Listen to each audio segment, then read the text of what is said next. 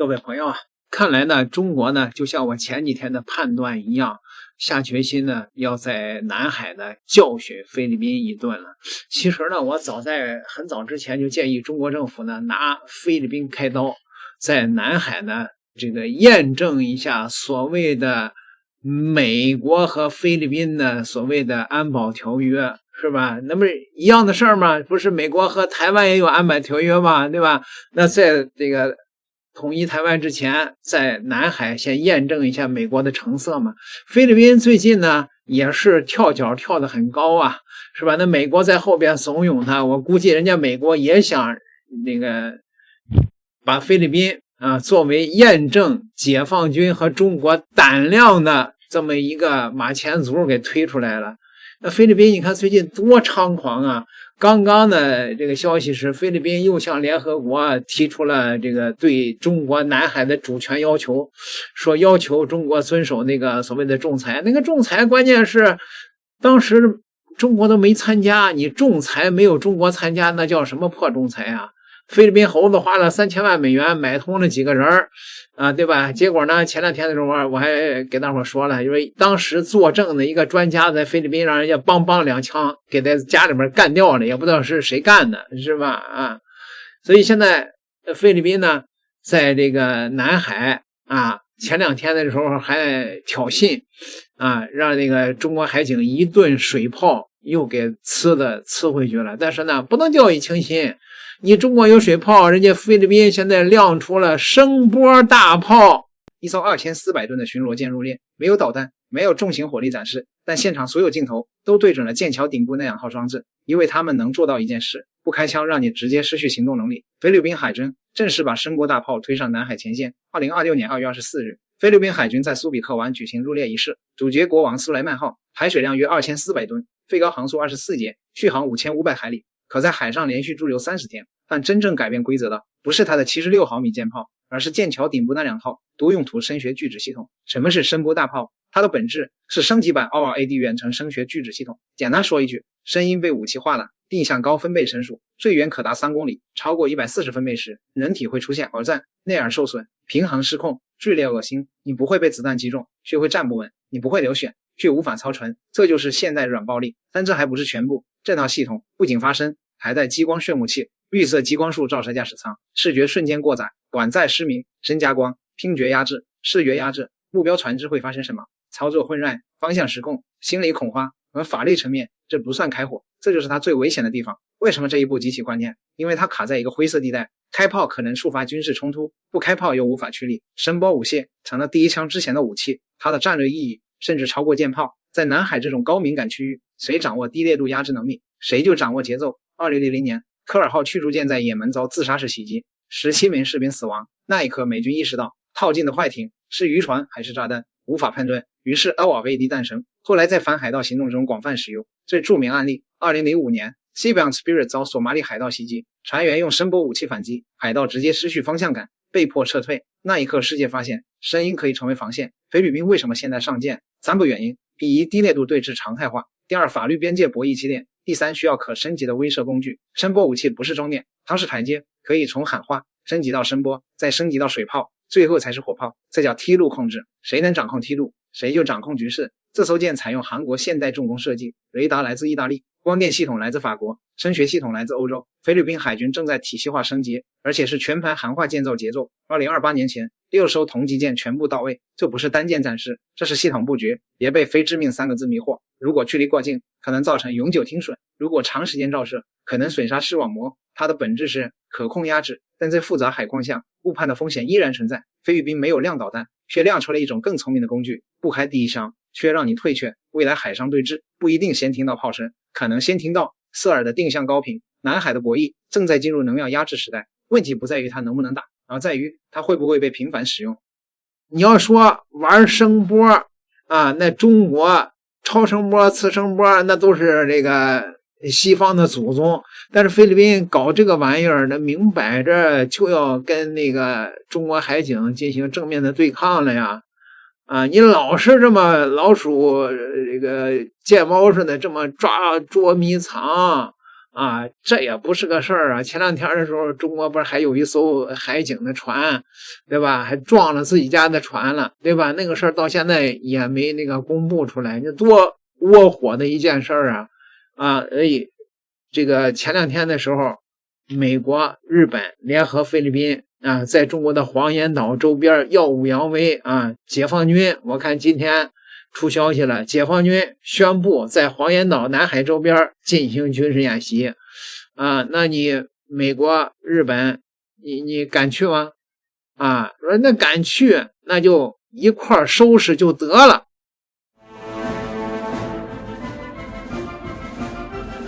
报告舰指，方位东拐5，距离6海里，发现多艘目标，正向黄岩岛前进，航向285。Philippine vessel 3012. This is China Coast Guard 3302. You are approaching the territorial waters of Huangyan Island of the People's Republic of China. We hereby issue a warning. Stop your illegal actions and leave the territorial waters of Huangyan Island at once. 海警穿山舰你好，我是在你上方的空军军机，我们共同守护黄岩，祝顺利。空军军机你好，我是海警穿山舰，我们共同守护黄岩，祝平安。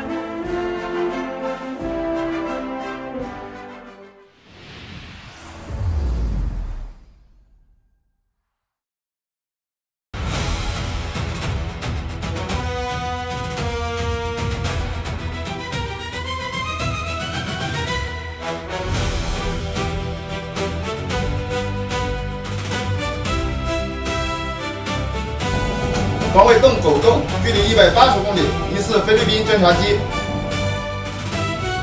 做好对空抗击准备。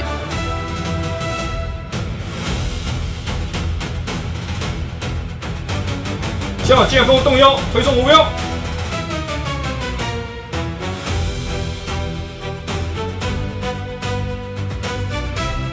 菲律宾军机，我是中国空军，你距离我黄岩岛领空40千米。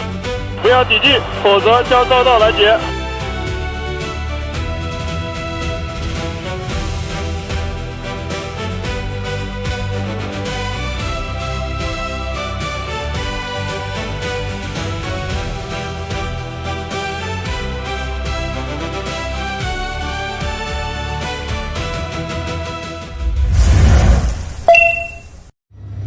哎，团长，你说他们为什么总到我们黄岩岛这里来？因为他们觉得黄岩岛是他们的，这不是睁眼说瞎话吗？是啊，谎言说久了，连自己都信。看来得好好治一治了。对呀，这就是我们在这里搞战备警巡的原因。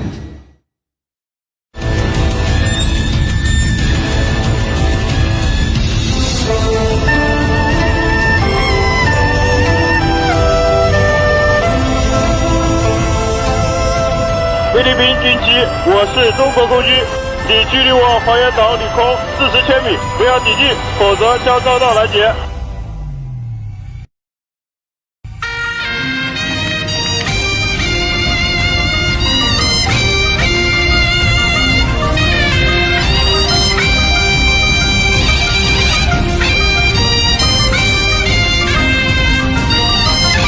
看来得好好治一治了。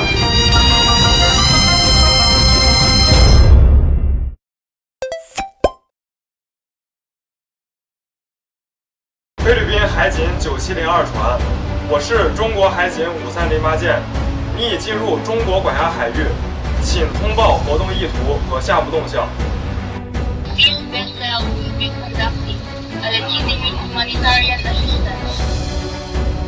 菲律宾海警9702船，我是中国海警5204舰，我方出于人道主义立场，允许你方转运人员，但需在我方监控下实施。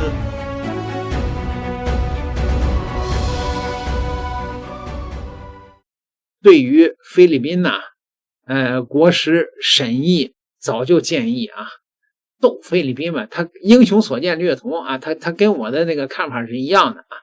中国逮着那个菲律宾和日本，先收拾一顿再说吧啊。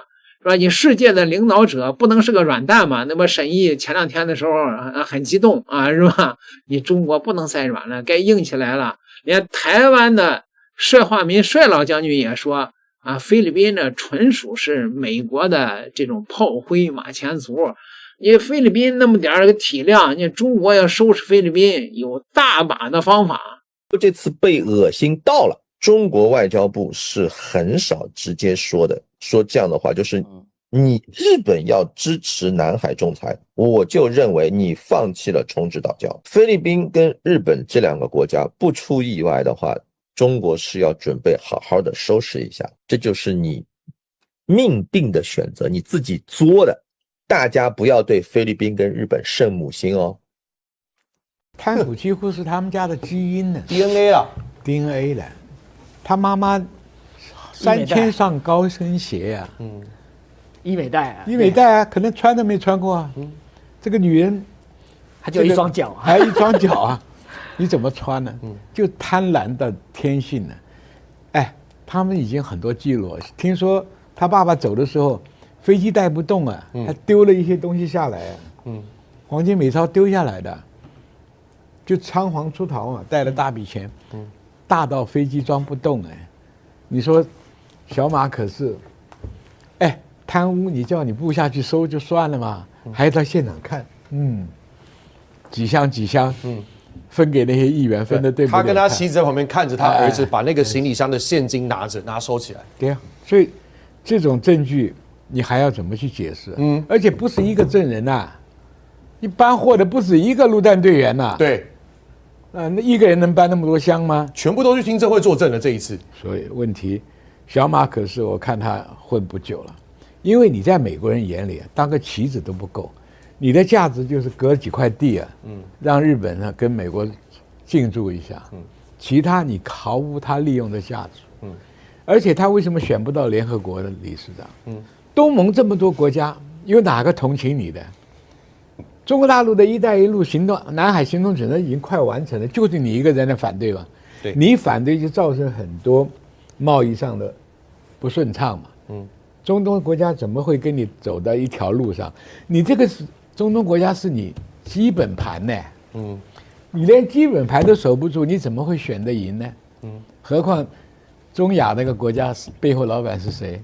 猜也猜到了。是，所以看起来像小马可是垮台的速度啊，比你想象中还要来得快，搞不好还不用下一次的选举他就先垮了。他任期剩2年。对啊，对啊，中国大陆只是不愿意出兵这个恶名，所以才让你碰瓷碰那么久，别的方式要制裁你太容易了，对不对？你菲律宾靠的是什么？你卖的一点香蕉、芒果，你还有什么重要的产品？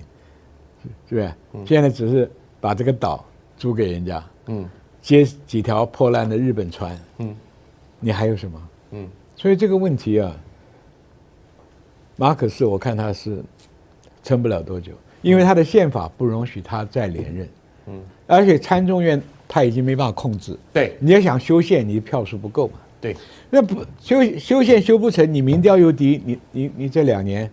搞不好2年还混不完。虽然说我要补充一下，虽然这个小马可仕的姐姐这一次直接跟他分裂了，前几天还跟他讲说他有吸毒啊，他不是这么正义的啊。这个要抄家灭族的时候，总有一个家属说我要保住我的财产，我跟他没关系，我就出来。连他姐姐都看准他没有好下场，对，因为面临政治上的抄家灭族的时候，他要站在反对的那一边，也许他的财产可以获得豁免，我才不相信他有这么好的正义感的。他今天做这个事，就是保全他那一份。是，我知道啊，这个专家们和我们这些群众们啊，都是一个心气儿，就是中国，你什么时候别再动嘴炮了呀？啊，你动动真炮不行吗？拿个货开刀，别老让人家说啊，你解放军好几十年没打过仗了。点个订阅，咱们下集再聊。